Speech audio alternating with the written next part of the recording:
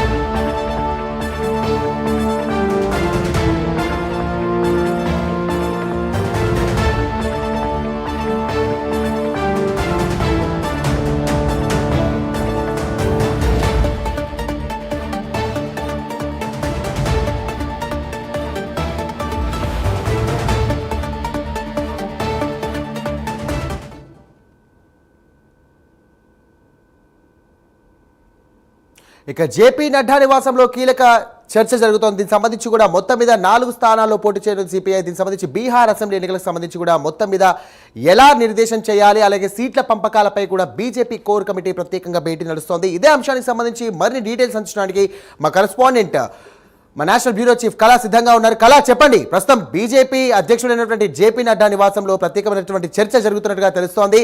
అలాగే సీట్ల పంపకంపై కూడా ఒక కొలిక్కి వచ్చే అవకాశం ఏమైనా కనిపిస్తుందా? ఖచ్చితంగా సాయిరామ్, ఇప్పుడు ప్రస్తుతం మనము ఏదైతే జేపీ నడ్డా నివాసం దగ్గర ఉన్నామో ఉదయం 11 గంటల నుంచి కూడా ఎన్డీఏ కూటమికి సంబంధించినటువంటి కోర్ టీం సమావేశం జరుగుతుంది. ఇప్పటి కూడా ఇంకా కొనసాగుతూనే ఉంది. అయితే ముఖ్యంగా బీహార్ రాజకీయ నేతలందరూ కూడా ఇక్కడికి ఢిల్లీకి చేరుకోవడం అనేది చాలా కీలకము. అయితే ఎన్డీఏ భాగస్వామ్యంలో ఉన్నటువంటి చిన్న పార్టీలు అనుకోవచ్చు, తర్వాత కీలకమైనటువంటి నేతలు అనుకోవచ్చు, ఈరోజు ఉదయం కూడా ఇక్కడికి ఢిల్లీకి చేరుకోవడము. ఉదయం 11 గంటల నుంచి ఇక్కడ ఏదైతే మనకు బీహార్కి సంబంధించినటువంటి ఎన్నికల బాధ్యతలు అప్పగించినటువంటి ధర్మేంద్ర ప్రధాన్, తర్వాత మనకు జాతీయ అధ్యక్షుడు జేపీ నడ్డా నివాసంలో జరుగుతున్నటువంటి సమావేశము. ఇక్కడ కేంద్ర హోంశాఖ మంత్రి అధ్యక్షతన జరుగుతుంది ఈ సమావేశం. ఉదయం 11 గంటల నుంచి కూడా మనకు ఈ సమావేశం జరుగుతుంది. అయితే ముఖ్యంగా ఇక్కడ నా వెనకాల ఏదైతే మూవ్మెంట్ కనపడుతుంది, బహుశా సమావేశం ముగిసిన తర్వాత వచ్చేటటువంటి వెహికల్స్ యొక్క మూవ్మెంట్ అని చెప్పవచ్చు సాయిరామ్. అయితే ఈ సమావేశంలో మాత్రము 3 పార్టీలు, అటు మనకు ఎన్డీఏ కూటమి అనుకోవచ్చు, ఇటు ఇండియా కూటమి అనుకోవచ్చు, తర్వాత ఎంఐఎం అంటే సీట్ల పంపకాలది ఒక కొలిక్కి వచ్చింది. ఇక్కడ ముఖ్యంగా మనకు ఎంఐఎంకి సంబంధించినటువంటిది దాదాపు ఇంతకుముందు ఏదైతే ఎన్నికల్లో 5 సీట్లు గెలిచినటువంటిది బీహార్లో, దాదాపు ఇప్పుడు ఈసారి 100 సీట్లలో కూడా ఇక్కడ ఏదైతే ఎలక్షన్స్లో అంటే ఇక్కడ మహిళా అభ్యర్థులు నిలబెడుతున్నాము అన్నటువంటిది ఒక ప్రకటన అని చెప్పవచ్చు. ముఖ్యంగా ఎంఐఎం 100 సీట్లలో పోటీ చేస్తుంది. అయితే మరొకటి ఇక్కడ కాంగ్రెస్కి సంబంధించినటువంటిది అనుకోవచ్చు. ఇక్కడ అంటే ఆర్జేడీకి సంబంధించినటువంటిది సీట్ల పంపకాలు కూడా దాదాపు 2 గంటలు బీహార్లో జరిగినటువంటి లాలూ ప్రసాద్ యాదవ్, తర్వాత రబ్రీదేవి తర్వాత తేజస్వి యాదవ్కు సంబంధించినటువంటి కీలక భేటీలో సీట్ల పంపకం కూడా అయిపోయింది. అయితే ముఖ్యంగా ఇక్కడ ఏదైతే మన వెనకాల కూడా మొత్తం అంతా కూడా సమావేశం ముగిసింది. సీట్ల పంపకాలకు సంబంధించినటువంటిది కేంద్ర హోంశాఖ మంత్రి ఇక్కడ నుంచి బయలుదేరేటటువంటి సిచ్యువేషన్ అని చెప్పవచ్చు. మనకి రూట్ ఇక్కడ క్లియర్ అంటే రూట్ ఇవ్వాలి ఇక్కడ చెప్పేటటువంటిది అంశము. అయితే ఇక్కడ ఆర్జేడీ 137 సీట్లు, కాంగ్రెస్ ఆర్జేడీ 137 సీట్లు, కాంగ్రెస్ వచ్చేసేసి 54 సీట్లు, విఐపి 18 సీట్లు, సిపిఐ 22, సిపిఐ 4, సిపిఎం 6 సీట్లు, జేఎం 2 సీట్లు అన్నది ఇక్కడ మనకు ఆర్జేడీకి సంబంధించినటువంటిది. అయితే ఇక్కడ మనకు ఏదైతే సాయిరామ్ ఇక్కడ చూడొచ్చు ఏదైతే కీలకమైనటువంటి సమావేశం అంతా ముగిసింది. ఇక్కడికి వెళ్తున్నటువంటిది ఉదయం 11 గంటల నుంచి కేంద్ర హోంశాఖ మంత్రి అమిత్ షా గారు వెళ్తున్నటువంటి దృశ్యాలను మనం చూడవచ్చు. అయితే ఇక్కడ మనకు ధర్మేంద్ర ప్రధాన్కి సంబంధించినటువంటిది ఇంతకు ముందు వెళ్లారు, తర్వాత ఇప్పుడు కేంద్ర మంత్రికి సంబంధించినటువంటిది అందరూ కూడా ఇక్కడికి వెళ్తున్నటువంటిది సిచ్యువేషన్. అయితే ముఖ్యంగా ఇక్కడ ఈ సమావేశం అంతా కూడా కంప్లీట్ అయ్యింది. సీట్ల పంపకం ఏంటన్నది కూడా అధికారికంగా కొద్దిసేపట్లో ప్రకటించేటటువంటి అవకాశం ఉంది. ఉదయం 11 గంటల నుంచి కూడా ఈ సమావేశం భేటీ కోర్ టీం భేటీ జరుగుతుంది. జేపీ నడ్డా అధ్యక్షతన, తర్వాత ఇక్కడ కేంద్ర హోంశాఖ మంత్రి అమిత్ షా గారి కూడా, తర్వాత ఇక్కడ ఏదైతే ఎన్డీఏ కూటమిలో భాగస్వాములైనటువంటి ఇటు చిరాగ్ పాస్వాన్తో దాదాపు 3 రోజుల నుంచి కూడా నిత్యానంద రాయ్ కూడా సమావేశం కూడా నిర్వహిస్తున్నారు. దాదాపు నిన్నటి నుంచి కూడా ఇప్పటి వరకు కూడా 4 సార్లు ఆయన ప్రత్యేకంగా కూడా సమావేశం కావడం జరిగింది.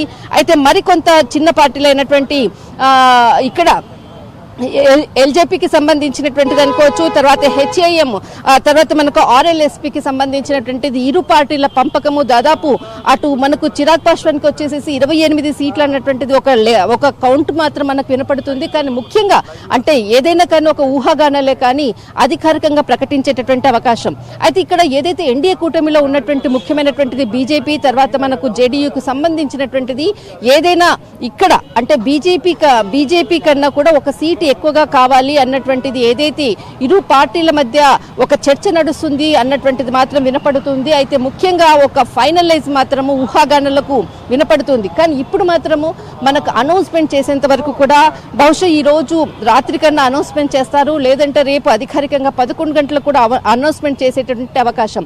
2 విడతలుగా జరిగేటటువంటి ఏదైతే బీహార్ ఎన్నికలకు సంబంధించినటువంటిది నవంబర్ 6వ తేదీన, మరొకటి నవంబర్ 11వ తేదీన 2 విడతలుగా బీహార్ ఎన్నికల్లో జరుగుతుంది. కానీ యావత్ దేశమంతా కూడా ఈ బీహార్ ఎన్నికల వైపే అందరూ కూడా చూస్తున్నారు. ఎందుకంటే దేశంలో ఉన్నటువంటి అతిపెద్ద రాష్ట్రం అనుకోవచ్చు, అతిపెద్ద మనకు సంఖ్య ఉన్నటువంటి అటు ఎంపీల సంఖ్య అనుకోవచ్చు, లోక్సభ స్థానం. ఎందుకంటే బీహార్ ఒక పట్టున్నటువంటి రాష్ట్రము. బీహార్లో ఎవరైతే గెలుస్తారో వాళ్ళతో పాటు బీజేపీ ఇక్కడ ఖచ్చితంగా గెలవాలి అన్నటువంటి పావులు కదుపుతున్నటువంటిది. అందులో భాగంగానే రంగంలోకి ఇక్కడ కేంద్ర హోంశాఖ మంత్రి అమిత్ షా దిగడము, తర్వాత 11 గంటల నుంచి కూడా భేటీ. ఎందుకనంటే ఇక్కడ స్థానాలు చాలా కీలకం. గతంలో జరిగినటువంటి మిస్టేక్స్, ఎందుకంటే కొన్ని స్థానాలతో గతంలో బీజేపీ చేయి జారినటువంటిది ఏదైతే బీహార్ ప్రభుత్వాన్ని ఏర్పాటు చేసే దిశగా చేయి జారినటువంటి స్థానాలను మరి ఈసారి గట్టి పట్టుతోటి ముందు వెళ్లే విధంగా కూడా ఆ స్థానాలపై గట్టి పడుతున్నటువంటిది బీజేపీ. అదేవిధంగా ఇక్కడ ఈ రోజు జరిగేటటువంటి చర్చలు కూడా చాలా కీలకం. అయితే అంటే ఈ సీట్ల పంపకం ఎంత అన్నది మాత్రం మరికొద్ది సేపట్లో అధికారికంగా ప్రకటించేటటువంటి అవకాశం ఉంది. మనం చూసాం ఇప్పుడే ముగిసినటువంటి ఏదైతే కేంద్ర హోంశాఖ మంత్రి అమిత్ షా వెళ్లేటటువంటి దృశ్యాలను చూసాము. మాక్సిమం ఇంతకన్నా ముందుగా కూడా ఎవరైతే బీహార్కి సంబంధించినటువంటి ఉప ముఖ్యమంత్రి ఇక్కడికి రావడము, తర్వాత మంత్రులు కూడా ఇక్కడికి చేరుకోవడము, తర్వాత ఎవరైతే అక్కడ ఎన్నికల ప్రధానాధికారి ఇక్కడికి అంటే దాదాపు ఇక్కడే ఉన్నాడు 4 రోజుల నుంచి కూడా ధర్మేంద్ర ప్రధాన్, తర్వాత మనకు రాష్ట్ర ఇన్ఛార్జ్ కూడా వినోద్ తామ్డే కూడా ఇక్కడే ఉన్నారు. తర్వాత నిత్యానంద రాయ్ కూడా ఎప్పటికప్పుడు కూడా ఇరు పార్టీలు అంటే మిత్రపక్షాలైనటువంటి పార్టీలతో ఎప్పటికప్పుడు కూడా రాయబారాలు నడుపుతున్నటువంటి కేంద్ర మంత్రులు అని చెప్పవచ్చు. మొత్తం మీద మాత్రము కొద్దిసేపట్లో ఏదైతే ఎన్డీఏ కూటమికి సీట్ల సంఖ్య ఎంత అన్నది మాత్రము ఒక కొలిక్కి వచ్చేది ఉంది. బీహార్ దంగల్ ప్రారంభమైందని చెప్పవచ్చు. సాయిరామ్.